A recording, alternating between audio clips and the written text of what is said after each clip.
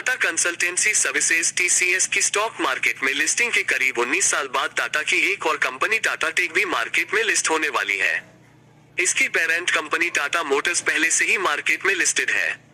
Tata take के IPO का market को लंबे समय से इंतजार था, तो अब जब ये खुलने ही वाला है तो इसमें निवेश करना चाहिए या नहीं, इसे लेकर ब्रोकरेज काफी पॉजिटिव है।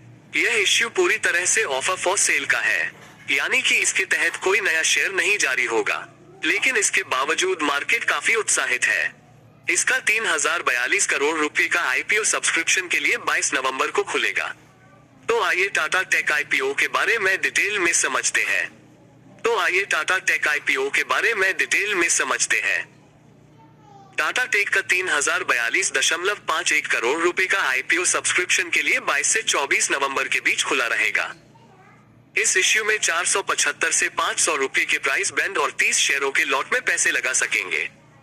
इसका 50% हिस्सा qualified institutional buyers QIB, 35% non institutional investors NII और 15% रिटेल इन्वेस्टर्स के लिए आरक्षित है।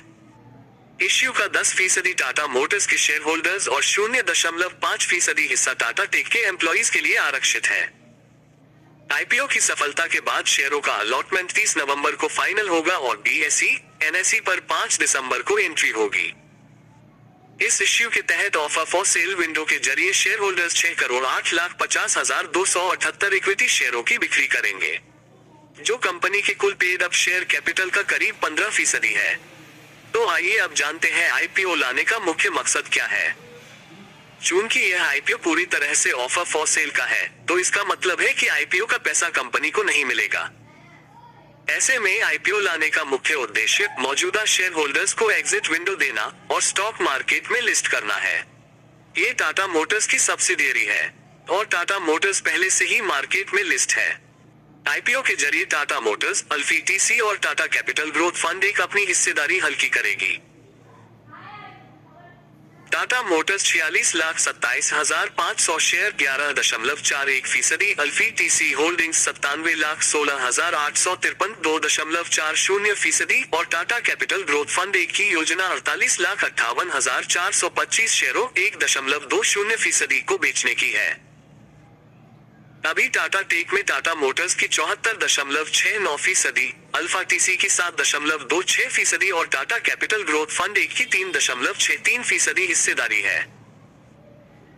टाटा मोटर्स को इसके शेयर 7.40 रुपए के औसत भाव, अल्फा TC होल्डिंग्स को 25.10 रुपए और टाटा कैपिटल ग्रोथ फंड एक को 25.10 रुपए के औसत भाव पर मिले थे। चलिए अब जानते हैं ग्रे मार्केट में क्या है स्थिति। टाटा टेक के शेयरों की ग्रे मार्केट में स्थिति काफी मजबूत है। IPO के अपर प्राइस बैंड से ये 350 रुपए यानी 70% की GMP ग्रे मार्केट प्रीमियम पर है। हालांकि मार्केट एक्सपर्ट्स के मुताबिक ग्रे मार्केट से मिले संकेतों की बजाय कंपनी के फाइनेंशियल्स और फंडामेंटल्स के आधार पर निवेश का फैसला लेना चाहिए। अब हम जानते हैं ब्रोकरेज का क्या है रुझान। टाटा टेक के IPO को लेकर ब्रोकरेज फर्म IDBI कैपिटल के एनालिस्ट्स काफी पॉजिटिव हैं और इसे सब्सक्राइब की रेटिंग दी है। वित्त वर्ष 2023 के आंकड़ों के हिसाब से इसका 80% रेवेन्यू सर्विसेज, 11% प्रोडक्ट्स और 9% एजुकेशन से आया। वहीं वर्टिकल वाइज बात करें तो अधिकतर रेवेन्यू ऑटोमोटिव से आया, जिसमें आगे भी अच्छा रुझान दिख रहा है।